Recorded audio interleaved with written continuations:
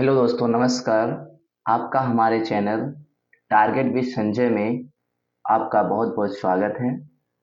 आज से हम आरपीएफ, एसएससी जीडी, एनटीपीसी जो आगामी परीक्षाएं हैं उनके लिए हम मैथ प्रैक्टिस सेट स्टार्ट करते हैं। पहला क्वेश्चन हमारा जैसे कह रखा है कि 9.61 और 3.61 का मध्यानुपाती क्या होगा। मध्यानुपाती पूछा है। क्या पूछ रखा है? मध्यानुपाती। तो मध्यानुपाती, और आप ध्यान रखिएगा, मध्यानुपाती का सूत्र होता है रूट में ए बी। क्या होता है? A B. क्या होता है? रूट में ए बी। जैसे ये हो जाएगा ए और ये हो जाएगा बी, तो इसका हम दोनों का ए इंटू बी का क्या निकाल देंगे? वर्गमूल निकालेंगे। समझ गए? ये आ जाएगा ए बी, रूट के अंदर क्या हो जाएगा? A B. और एक होता है चतुर्थानुपाती। चतुर्थानुपाती हो जाएगा, उसमें 3 दिया रखा होगा। क्या? ऐसे 3 दे रखा होगा, एक दो और एक और दे रखा हो 3, तो उसमें हो जाता है बीसी अपान में ए। तो ये हो जाएगा ये क्या हो जाएगा? मध्यानुपाती। तो ध्यान रखिएगा, माध्यानुपाती। तो ये माध्यानुपाती बराबर हो जाएगा इतना। और एक होता है तृतीयानुपाती। तृतीयानुपाती।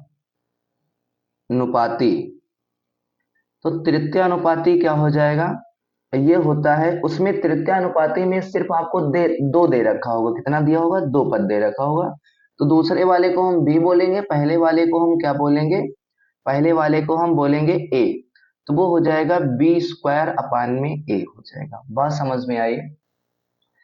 और चतुर्थानुपाती क्या होता है? चतुर्थानुपाती इधर लिख देते हैं। चतुर्थानुपाती, चतुर्थानुपाती, चतुर्थानुपाती क्या होता है? वो होता है, उसमें 3 पद होंगे, तो वो हो जाएगा बीसी अपान में ए हो जाएगा। क्या हो जाएगा? बीसी अपान में ए। तो इतनी चीज हम लोग क्या है ध्यान में रखेंगे। तो इस क्वेश्चन में मुझे क्या पूछा है? मध्यानुपाती पूछा है। तो मध्यानुपाती का हमें क्या है? सूत्र पता है। तो रुक जाइए जरा, इसको हम वो कर देते हैं। चलिए रहने देते हैं। चतुर्थानुपाती का सूत्र हो, अभी हमने आपको बताया, रूट में क्या होता है? A B. तो ये ए का मान है 9.61 और इंटू 3.61। तो हम जानते हैं जो 9.61 होता है, ये क्या होता है? 31 का स्क्वायर है। किसका स्क्वायर है? 31 का। और एक चीज आप पहले बताओ, इसको हम ऐसा लिख सकते हैं कि नहीं लिख सकते हैं? कैसा? इसको हम लिख सकते हैं 9, पॉइंट हटा रहे हैं, 61, और पॉइंट हटाएंगे बटे में क्या आएगा? 100। ये रूट के अंदर रहेगा, पूरा रूट रहेगा, पूरा रूट रहेगा ये। और इंटू, अब यहां से ये हो जाएगा 3, और यहां से पॉइंट हटाएंगे तो हो जाएगा अपान में 100। ये ऐसे हो जाएगा। अब देखो, ये होता है 961 31 का स्क्वायर, और ये होता है 19 का ना। हाँ, 19 का स्क्वायर हो जाएगा ये। जरा इसको आगे देखते हैं अब हम। तो ऊपर से यहां से क्या आ जाएगा? 31 बाहर आ जाएगा, क्योंकि इसको 31 का स्क्वायर लिख सकते हैं। डायरेक्ट जल्दी करते हैं, समय ज्यादा नहीं। और ये क्या हो जाएगा? 19 का स्क्वायर। अब नीचे नहीं समझ में आया, नीचे देखो, ये यहाँ पर 10 का स्क्वायर लिखा, ये यहाँ 10 का स्क्वायर लिखा, तो 10 यहां से बाहर हो जाएगा, और 10 यहां से बाहर हो जाएगा, तो हो जाएगा 10 गुणे 10 यानी 100 हो जाएगा। बात समझ में आई होगी। ठीक।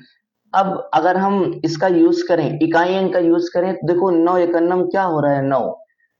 तो इसको अगर हल करते हैं तो 19 एकन्नम हो जाएगा 19 का 9, 19 तो 38, 19 30 57 हो जाएगा, और 57 और एक क्या हो जाएगा? 58 हो जाएगा। कितना हो जाएगा?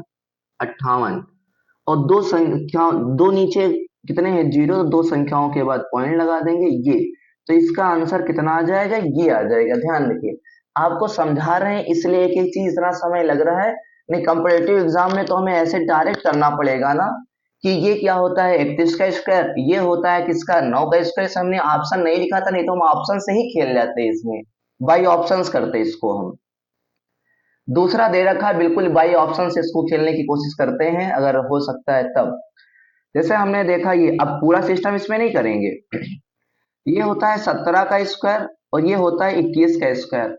अगर आप कॉम्पिटिटिव एग्जाम या अगर आप मैथ पढ़ना चाहते हैं, कॉम्पिटिटिव एग्जाम की किसी भी तरीके आप तैयारी कर रहे हैं किसी भी एग्जाम की, तो आप लोगों को कम से कम 30 तक स्क्वायर आप जरूर याद रखिएगा। तो ये होता है 17 का स्क्वायर, ये किसका स्क्वायर होता है, ये किसका स्क्वायर होता है, 21 का स्क्वायर होता है। ये 17 का, तो समझ में आ गया, 17 आ जाएगा और गुणे में क्या आ जाएगा, 21 आ जाएगा। वैसे ही बिल्कुल बटे में क्या आ जाएगा, 100 आ जाएगा। क्या आ जाएगा, 100 आ जाएगा। अब हम इसका अगर इकाई अंक से खेलें, इकाई अंक से खेलें, तो 17 का 7 का 1 से गुणा करेंगे, इकाई अंक 7 आएगा। इकाई अंक क्या आएगा, 7 आएगा। तो इकाई अंक जिसका 7 होगा वही आंसर होगा। तो इसका इकाई अंक 7 नहीं, तो ये आंसर नहीं होगा। इसका इकाई अंक 7 नहीं, तो ये आंसर नहीं होगा। अब इसका इकाई अंक 7 है, इसका इकाई अंक 7 है, तो हमें इसको हल करना पड़ेगा। तो यहां पर देखते हैं 17 एकन्नम हो जाएगा 17 के साथ, और 17 दुना हो जाएगा 34, और एक हो जाएगा 35। कितना हो जाएगा, 35। और दो संख्याओं के बाद क्या लग जाएगा, पॉइंट। तो आंसर हो जाएगा 3.57, यानी कि डी ऑप्शन इज राइट। कौन सा ऑप्शन सही हो जाएगा, डी। देखते हैं नेक्स्ट क्वेश्चन, ये देखते हैं। अच्छा क्वेश्चन है। एक पंसारी को क्रमशः रुपये 118 और रुपये 125 प्रति किलोग्राम मूल्य के चावल की दो किस्मों को, दो किस्म है, एक है चावल मेरे पास 118 रुपए किलोग्राम वाला, और एक है 125 रुपए प्रति किलोग्राम वाला। दो प्रकार के मुझे मेरे पास चावल हैं। किस्मों को किस अनुपात में, इनको किस अनुपात में मिलाया जाए ताकि जो प्राप्त हो रुपये 120 प्रति किलोग्राम मूल्य वाला चावल। मतलब इनको किस अनुपात में मिलाएं कि मुझे जो चावल है वो 120 रुपए प्रति किलोग्राम वाला क्या है, प्राप्त हो जाए। जब भी ऐसा होगा, दो चीजों को मिला करके कोई तीसरी चीज बनती हो, वहां पर है ना, समझ रहे हो, एलिगेशन लगा दें। क्या लगा दें, एलिगेशन। तो यहां पर एलिगेशन क्या होता है समझते हैं। इधर लिखते हैं 118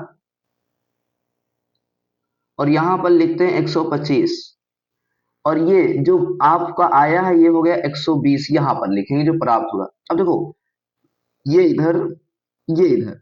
अब ज्यादा वाले में से कम वाले को हटाएंगे, 125 और ये क्या है, 20।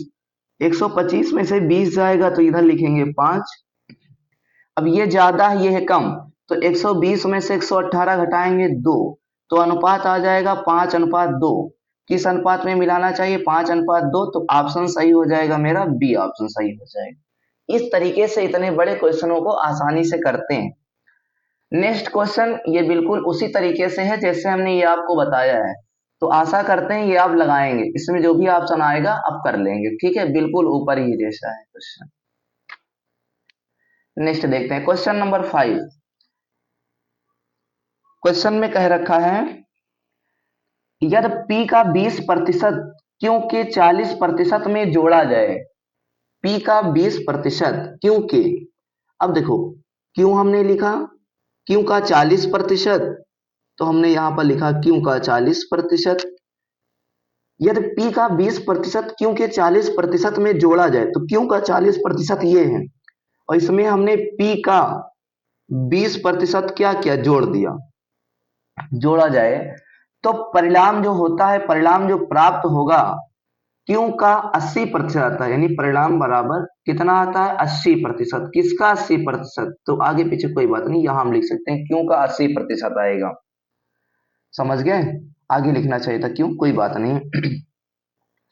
अब यहां पर आप देखें, ये अगर गुणा कराएंगे तो कितना हो जाएगा, 40 क्यों प्रतिशत, और इधर क्या लिखा 80, तो इसको हम उधर लेकर जाएंगे, इसको, तो ये इधर प्लस का उधर जाएगा तो माइनस का हो जाएगा, तो ये हो जाएगा p। ऐसा इसको हम लिख सकते हैं 20p लिख सकते हैं, समझ गए। और ये उधर जाएगा, 80 क्यों में से 40 क्यों क्या है निकल जाएगा, तो कितना बचेगा, 40 क्यों बचेगा, क्या बचेगा, 40 क्यों बचेगा। अब इनका हमें रेशियो बनाना होगा। रेशियो में से क्या मतलब होता है, जिसके सामने जो लिखा होता है वो उसका मान होता है। तो हमें जैसे निकालना है p और ये q, तो p के सामने कितना लिखा है, 40, तो 40 ये हो जाएगा, और q के सामने 20 है तो ये हो जाएगा 20। ये हो जाएगा इन दोनों का क्या अनुपात हो जाएगा, इतना आया। अब काट देते हैं, अब तक कट रहा है, काट दो। 20 एकन्नम 20, और 20 दूना क्या हो जाएगा 40, तो क्या हो जाएगा, 2 और 1 का अनुपात आया है p और q का। पूछा है p q का कितना प्रतिशत है, पी जो है क्यों का, जिसके साथ का लगता है उसको नीचे, क्यों, तो क्यों को कहा, क्यों एक आया है तो क्यों को नीचे लिखेंगे एक, क्यों का मान एक। और पी, पी का मान कितना है 2, कितना प्रतिशत है, प्रतिशत में बदलने के लिए 100 से गुणा करते हैं, तो इसका एक का मतलब कुछ नहीं, 2 का 100 से गुणा होगा तो आ जाएगा 200%। 200% नहीं, ऑप्शन क्या है, सी हमारा राइट हो जाएगा। बात समझ में आई होगी। ऐसा अगला देखते हैं। एक पहिया की त्रिज्या 14 सेंटीमीटर है, 10 चक्कर में पहिया कितनी दूरी तय करेगी। आपने देखा होगा जो पहिया होती है वो सर्किलकार होती है, वृत्त के जैसे एकदम। तो पहिया एक चक्कर में कितने दूरी तय करेगी, जितनी की उसकी परिधि होगी, समझ गए। तो क्या क्वेश्चन में कहा 10 चक्कर में दूरी पूछा है, तो टोटल डिस्टेंस बराबर हो जाएगा, टोटल डिस्टेंस बराबर हो जाएगा एन। एन मतलब हो जाएगा यहाँ पर चक्करों की संख्या गुणे वृत्त की परिधि। वृत्त की परिधि का सूत्र याद होगा आपको, ना किसी से दोस्ती ना किसी से प्यार, वृत्त की परिधि 2 पाई आर। वृत्त की परिधि का सूत्र क्या होता है, 2 पाई आर। तो देखते हैं, एन नहीं समझ में आया भैया। अगर एक चक्कर में जितनी दूरी तय करेगी उतनी ही, अगर एक चक्कर में इतनी दूरी तय करेगी भैया वो अपनी परिधि के बराबर, तो 10 चक्कर में कितनी दूरी तय करेगी, 10 परिधि के बराबर ना। तो हमने एन, एन का मतलब एन का मान दिया है 10, तो यहाँ पर लिख देते हैं। अब एन के स्थान पर लिखते हैं 10, और इसकी हमें मान निकालना पड़ेगा 2 पाई आर। तो लिखते हैं 2, और पाई का मान होता है 22/7, और आर का मान दे रखा है 14।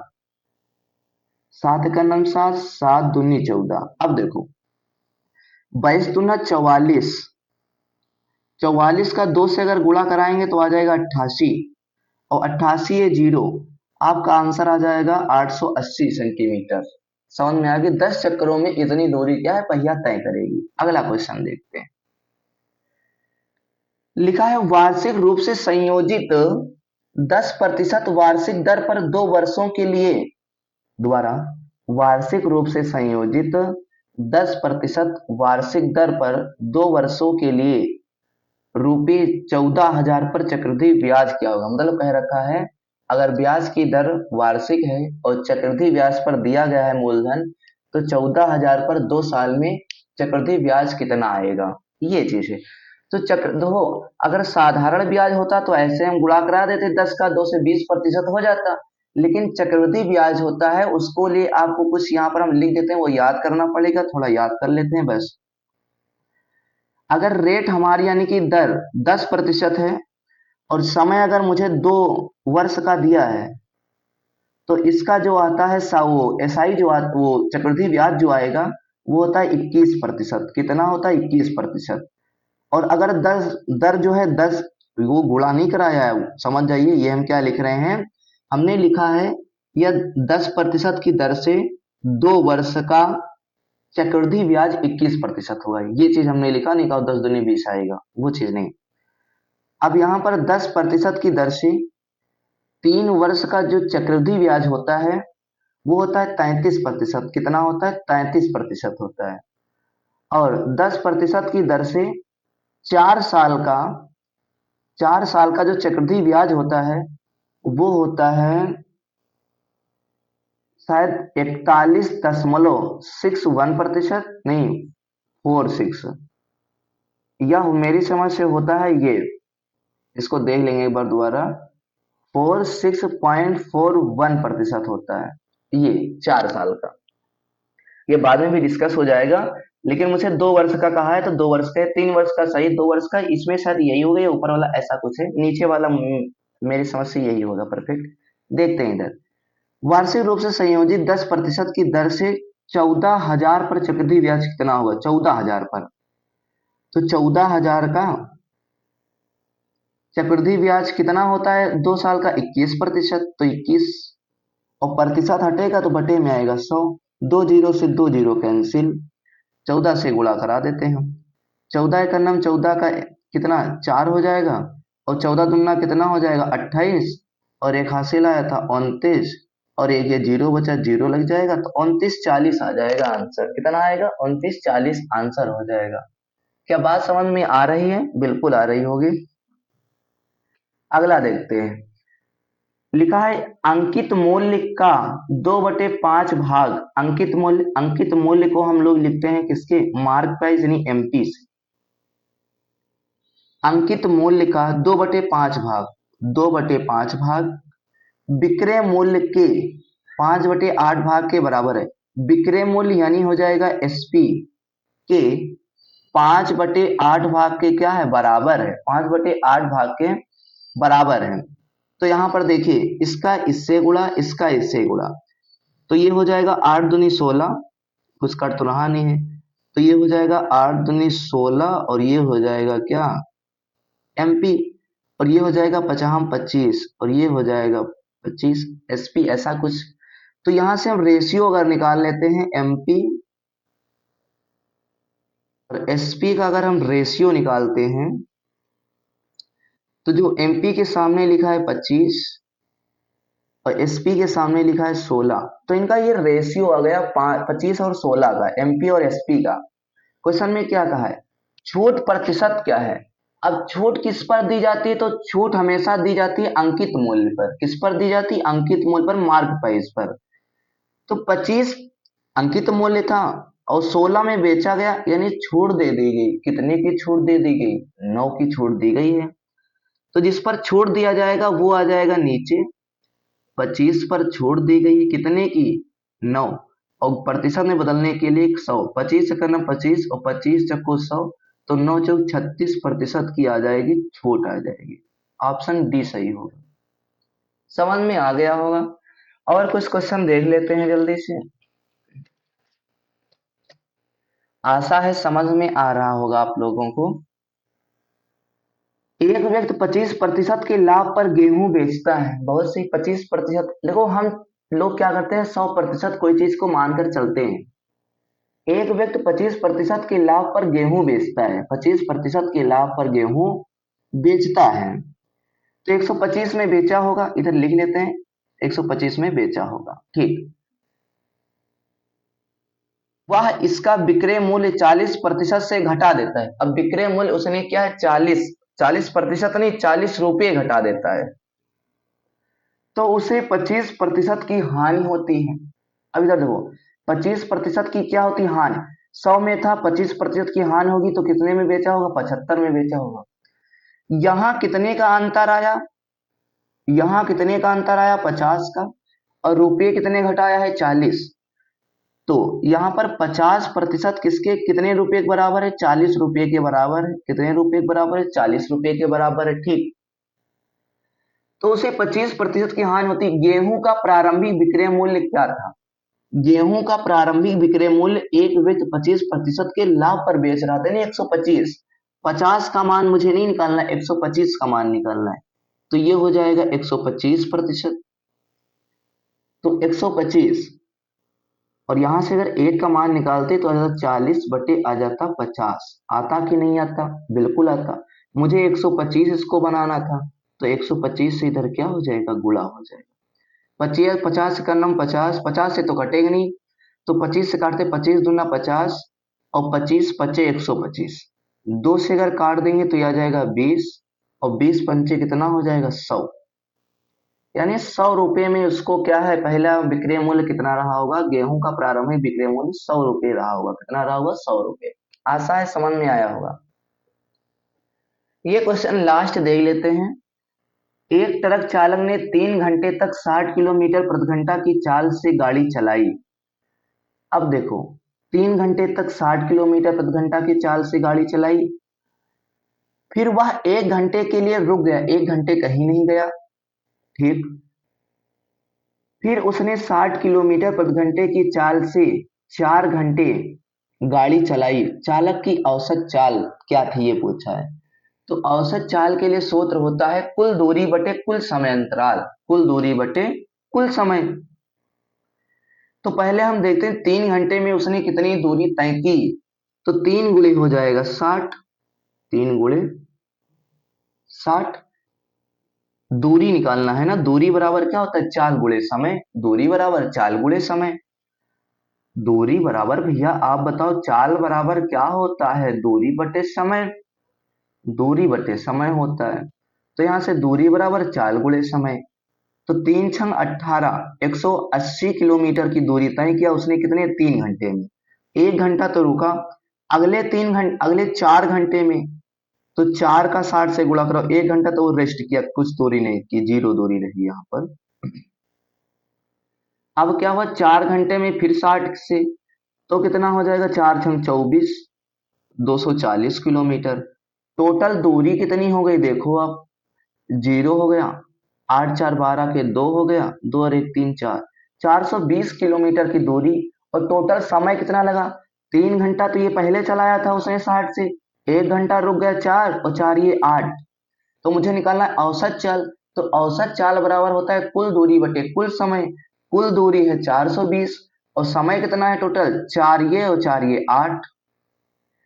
तो काट देते हैं इसको, 5 से काट रहे हैं, 5 8 40, 2 बचा यहाँ पर, हो गया 20, 5 चौक 20, और यहाँ पर 5 से, लेकिन नीचे वाला कहाँ कटेगा, 4 से काटते हैं, नीचे वाला नहीं कटेगा, गलत काट दिया, 5 से नहीं कटेगा, 4 से काटते हैं, 4 का नम 4 हो जाएगा। हाँ, अब 20, 4 पंचे क्या हो जाएगा 20, लेकिन यहाँ पर आपको पहले जीरो लगाना पड़ेगा, बिल्कुल समझ गए। और ये हो जाएगा 4 दूनी 8 हो जाएगा। समझ में बात आई कि नहीं आई। अगर 2 से काट देंगे तो आ जाएगा, अब 2 से कहाँ कटेगा, कटेगा पॉइंट में आएगा फिर, समझ गए, पॉइंट में दे ही रखा है आंसर। तो ये हो जाएगा 2 पंची 10 और 2 दुना हो जाएगा 4, 52 दशमलव कुछ आ रहा है, तो यही ऑप्शन हमारा होगा, ये वाला डी ऑप्शन क्या होगा, परफेक्ट। आगे आप काट लेते हैं, देखो काट देते हैं, 2 पंची 10, 2 दुना 4, पॉइंट लगाया, 1 बचा, और 2 पंची 10, तो ये आ जाएगा डी ऑप्शन। इस प्रकार से दोस्तों आज की क्लास में लगभग हमने 10 या 11 क्वेश्चन जो भी सॉल्व किया। आशा करते हैं आपको ये वीडियो समझ में आई होगी, हमारे द्वारा पढ़ाया गया तरीका भी आपको समझ में आया होगा। मिलते हैं नेक्स्ट वीडियो में। अगर आपको वीडियो और हमारी मेहनत अगर आपको समझ में आ रही, हमारे द्वारा की गई मेहनत से आप अगर कुछ सीख पा रहे हैं, आप हमारे चैनल को अवश्य अवश्य सब्सक्राइब कीजिएगा। और फिर मिलते हैं आपको नेक्स्ट वीडियो में, तब तक के लिए धन्यवाद।